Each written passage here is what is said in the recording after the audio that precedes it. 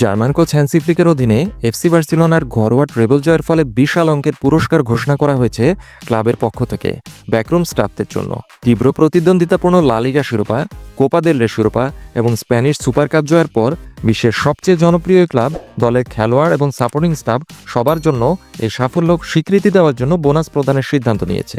সংবাদ মাধ্যম এএস জানিয়েছে, হ্যান্সি ফ্লিকের অভিষেক মৌসুমে অসাধারণ সাফল্য অর্জনের কারণে বার্সেলোনার মূল দলের সমস্ত কর্মী সদস্যকে সর্বমোট 30,000 ইউরো অর্থাৎ প্রায় 42 লক্ষ টাকা বোনাস দেওয়া হবে। জানুয়ারিতে সুপার কাপ জয়ের পুরস্কার হিসেবে বার্সা স্টাফরা ইতিমধ্যে 10,000 ইউরো অর্থাৎ প্রায় 14 লক্ষ টাকা বোনাস পুরস্কার পেয়েছে।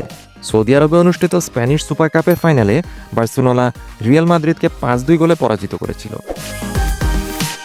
এছাড়াও জুন মাসের বেতনের সাথে অতিরিক্ত আরও 20,000 ইউরো অর্থাৎ প্রায় 28 লক্ষ টাকা প্রদান করা হবে। এভাবে প্রতিটি সাপোর্টিং স্টাফ সর্বমোট 30,000 ইউরো অর্থাৎ প্রায় 42 লক্ষ টাকা বোনাস পুরস্কার পাবেন ক্লাবের পক্ষ হতে এই অসামান্য সাফল্যের জন্য। এদিকে খেলোয়াড়দের চুক্তিতেও নির্দিষ্ট অঙ্কের বোনাস পুরস্কারের সুযোগ রাখা হয়েছে।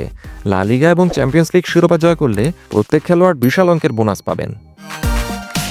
বার্সেলোনা ক্লাবের খেলোয়াড়দের বছরের 2টি সময়ে বোনাস পুরস্কার ইনস্টলমেন্ট আকারে দিয়ে থাকে। 2 কিস্তিতে ডিসেম্বর এবং জুন মাসে এই পুরস্কার দেওয়া হয়। তারা এই জুনে বোনাস হিসেবে একজন 7.5 লক্ষ ইউরো থেকে শুরু করে 12.5 লক্ষ ইউরো অর্থাৎ প্রায় 10 কোটি টাকা থেকে শুরু করে 18 কোটি টাকা অতিরিক্ত উপার্জন করবেন। বার্সা মূল দলের 23 জন খেলোয়াড় এবং প্রধান কোচ হ্যান্সি ফ্লিক সহ সবার জন্য বরাদ্দ মোট বোনাস পুরস্কারের পরিমাণ প্রায় 28 মিলিয়ন ইউরোতে অর্থাৎ প্রায় 335 কোটি টাকা পৌঁছাবে, যা সত্যিই মাথা ঘুরে যাওয়ার মতো।